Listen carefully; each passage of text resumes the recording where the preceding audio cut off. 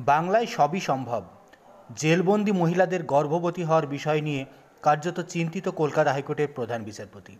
আদালত জানতে পেরেছে ইতিমধ্যে রাজ্যের বিভিন্ন কারাগারে 196 জন শিশুর জন্ম হয়েছে। বিষয়টি অত্যন্ত গুরুতর বলেই উল্লেখ করেছেন কলকাতা হাইকোর্টের প্রধান বিচারপতি টি.এস. শিবগানম, বিচারপতি সুপ্রতিম ভট্টাচার্যের ডিভিশন বেঞ্চ। সুপ্রিম কোর্টের অবসরপ্রাপ্ত এক বিচারপতির করা স্বতঃপ্রণোদিত মামলায় আদালত বান্ধব তাপস ভঞ্জ এই রিপোর্ট জমা দিয়েছেন আদালতে। এই তথ্য জানতে পেরে বিস্ময় প্রকাশ করেছে হাইকোর্ট। রিপোর্টে বলা হচ্ছে, তাপস ভঞ্জ দাবি করেছেন বন্দিরা জেলে সুরক্ষিত নয়, বিশেষ করে মহিলা বন্দিরা। তিনি জানান, মেয়েরা বন্দি হিসাবে আসার সময় গর্ভবতী ছিলেন না, পরে তারা গর্ভবতী হয়েছেন। তাপস ভঞ্জ আদালতে এও জানান, তিনি জেলবন্দি মহিলাদের সঙ্গে কথা বলে জানতে পেরেছেন বেশিরভাগই কারাগারের কর্মীদের ব্যবহারে খুশি নন তারা।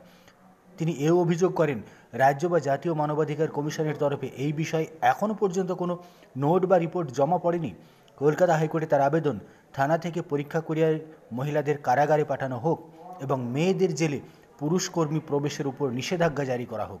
সব শোনার পরে বিচারপতিরা অত্যন্ত অসন্তোষ প্রকাশ করেন। একই সঙ্গে এই ঘটনাকে অপরাধমূলক কাজ বলেও আখ্যা দেন।